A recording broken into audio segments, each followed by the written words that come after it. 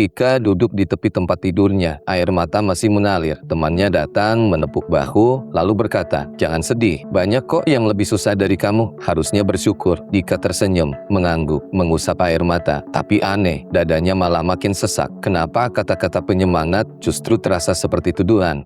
Selamat datang di Pintu Kabar, mengungkap fakta di balik fenomena, menyampaikan kabar secara tuntas.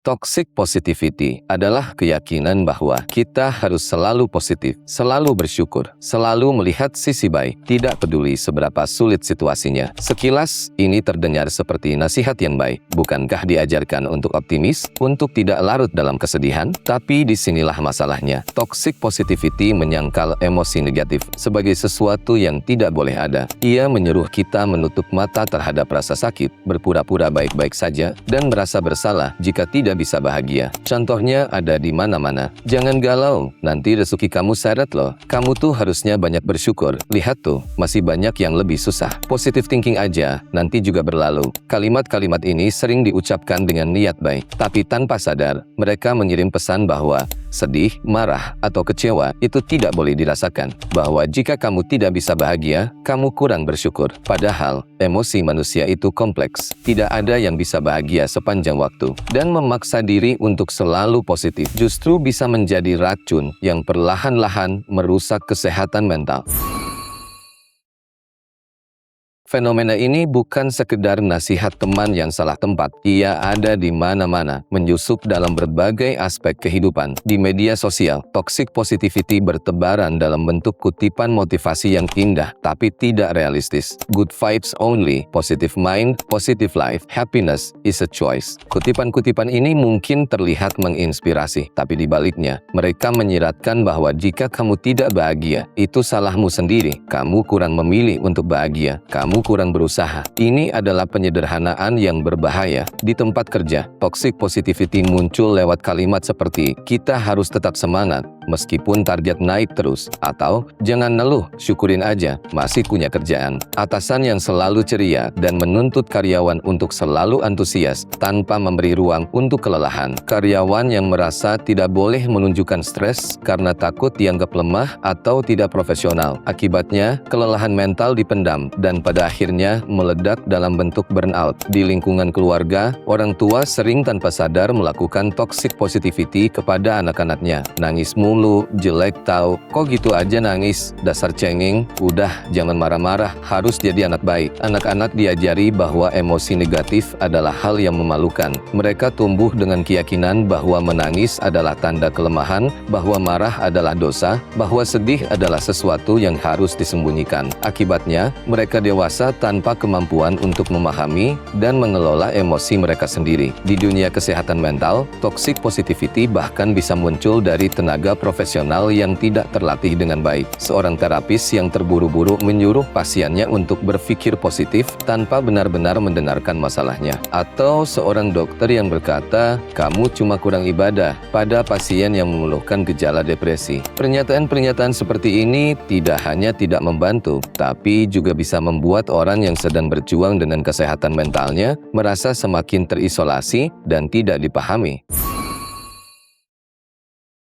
Bahaya pertama toxic positivity adalah bahwa ia menekan emosi asli, dan emosi yang ditekan tidak akan hilang begitu saja. Ia hanya terpendam, menunggu waktu untuk meledak dalam bentuk yang lebih buruk. Penelitian dalam psikologi menunjukkan bahwa menekan emosi justru memperkuat emosi itu sendiri. Dalam sebuah eksperimen klasik, partisipan yang diminta untuk tidak memikirkan beruang putih justru menjadi lebih sering memikirkan beruang putih. Hal yang sama terjadi pada emosi. Semakin keras kita berusaha untuk tidak merasa sedih, semakin kuat kesedihan itu mencengkram kita. Orang yang terjebak dalam toxic positivity sering merasa bersalah ketika mereka tidak bisa bahagia. Mereka berpikir, "Kenapa aku masih sedih? Harusnya aku lebih bersyukur." Rasa bersalah ini menambah beban di atas beban yang sudah ada. Bukan hanya masalah awal yang membuat mereka tertekan, tapi sekarang ditambah dengan perasaan gagal karena tidak bisa positive thinking. Akhirnya, bukannya lebih baik, mereka justru semakin terpuruk buruk. Dampak jangka panjangnya bisa sangat serius. Emosi negatif yang terus-menerus ditekan dapat berkembang menjadi gangguan kecemasan dan depresi. Hubungan dengan orang lain juga bisa rusak karena tidak ada ruang untuk kejujuran emosional. Orang yang selalu berpura-pura bahagia sulit membangun koneksi yang mendalam dengan orang lain karena hubungan sejati dibangun di atas ketulusan, termasuk ketulusan untuk mengakui bahwa kita tidak selalu baik-baik saja. Lalu, apakah kita tidak boleh optimis? Apakah semua bentuk penghiburan itu buruk? Tentu tidak. Kuncinya ada pada perbedaan antara optimisme yang sehat dengan toxic positivity. Optimisme yang sehat mengakui realitas. Ia berkata, ini memang sulit dan aku merasa sedih sekarang. Tapi aku percaya aku bisa melewatinya. Optimisme yang sehat tidak menyangkal emosi negatif, tapi juga tidak tenggelam di dalamnya. Ia memberi ruang untuk merasakan sakit sambil tetap memegang harapan. Toxic positivity di sisi lain melompati proses. Ia tidak mau berurusan dengan emosi negatif. Ia langsung menuju, semua pasti baik-baik saja, tanpa pernah berhenti untuk mendengarkan apa yang sebenarnya dirasakan. Ia seperti orang yang menutup mata di tengah badai dan berkata, badainya tidak ada. Alih-alih membantu, ia justru menghalangi penyembuhan. Psikolog menyebut kemampuan untuk duduk bersama emosi yang tidak nyaman sebagai distress tolerance, kemampuan menoleransi tekanan. Dan kemampuan ini, seperti otot, perlu dilatih. Ketika kita selalu menghindari emosi negatif dengan toxic positivity, kita tidak pernah melatih otot ini. Akibatnya, kita menjadi semakin rapuh dalam menghadapi kesulitan hidup.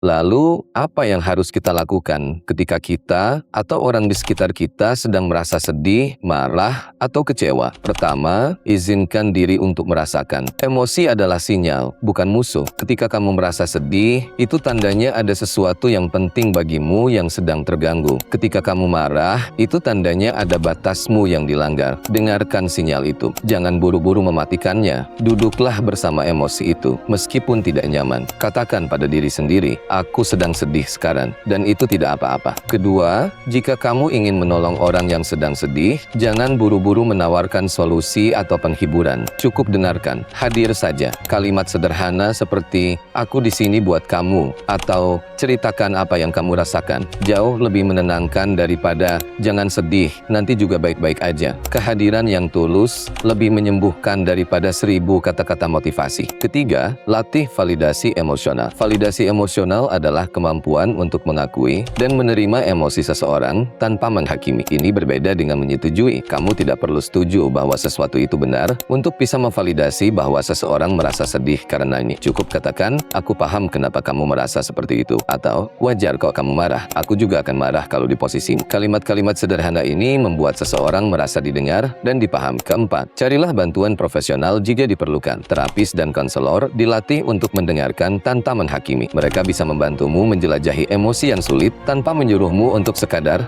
berpikir positif. Mencari bantuan profesional bukanlah tanda kelemahan, justru sebaliknya, itu adalah tanda keberanian dan kesadaran diri. Dika, yang tadi menangis di tepi tempat tidur, akhirnya menemukan seorang teman yang tidak menghiburnya dengan kata-kata manis. Teman itu hanya duduk di sebelahnya, diam, dan berkata, ceritakan semuanya, aku akan dengerin, tanpa menghakimi. Dika pun bercerita, dan entah kenapa, setelahnya dadanya terasa lebih lega. Kita tidak harus selalu bahagia, kita tidak harus selalu kuat. Menjadi manusia, artinya merasakan semua rasa, bukan hanya yang enak-enak. Jangan biarkan toxic positivity merampas hakmu untuk bersedih, untuk marah, untuk kecewa, karena justru dengan menerima emosi-emosi itu, kita menjadi lebih utuh. Sekarang, pertanyaan reflektif untuk Anda. Kapan terakhir kali Anda benar-benar membiarkan diri Anda merasa sedih, tanpa buru-buru menghibur diri sendiri? Dan jika hari ini ada teman yang datang kepada Anda dengan air mata, apa yang akan Anda katakan? Apakah Anda akan menjadi pendengar yang baik? Atau justru tanpa sadar menjadi bagian dari toxic positivity? Tuliskan di kolom komentar agar teman-teman lain bisa belajar. Jangan lupa tekan tombol like jika video ini bermanfaat, share ke keluarga Anda sebagai pengingat, dan aktifkan loncengnya agar tidak ketinggalan informasi penting lainnya. Kami dari Pintu Kabar mengucapkan terima kasih telah menonton dan sampai jumpa di episode berikutnya.